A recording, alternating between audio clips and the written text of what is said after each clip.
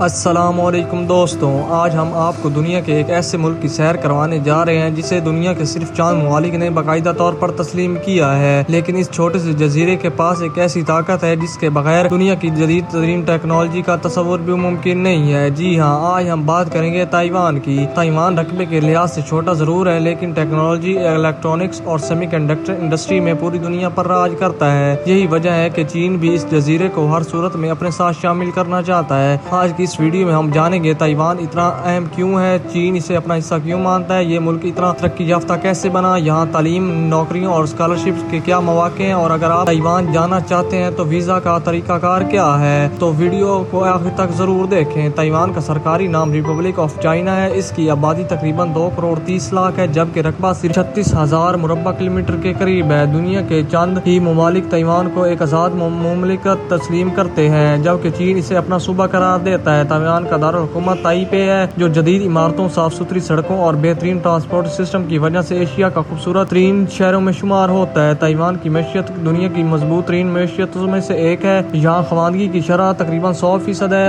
حکومت تعلیم، تحقیق اور ٹیکنالوجی پر سب سے زیادہ سرمایہ کاری کرتی ہے۔ اگر آپ الیکٹرانکس، کمپیوٹر انجینئرنگ یا مصنوعی ذہانت کے شعبے میں مستقبل بنانا چاہتے ہیں تو تائیوان بہترین ممالک میں سے ایک ہے۔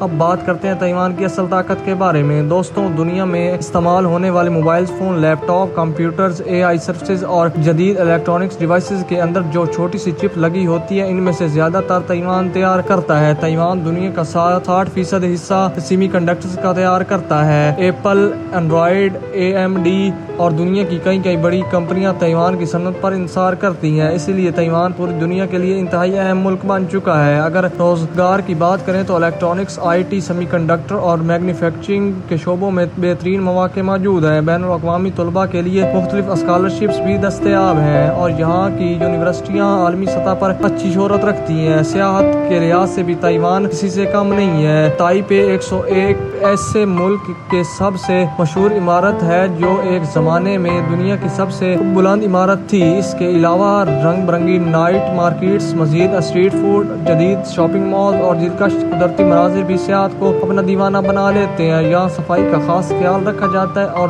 جرائم کی شرح بہت کم ہے، اسی وجہ سے لاکھوں سیاح ہر سال تائیوان کا رخ کرتے ہیں۔ اگر ویزا کی بات کریں تو پاکستان میں تائیوان کا سفارت خانہ نہیں ہے۔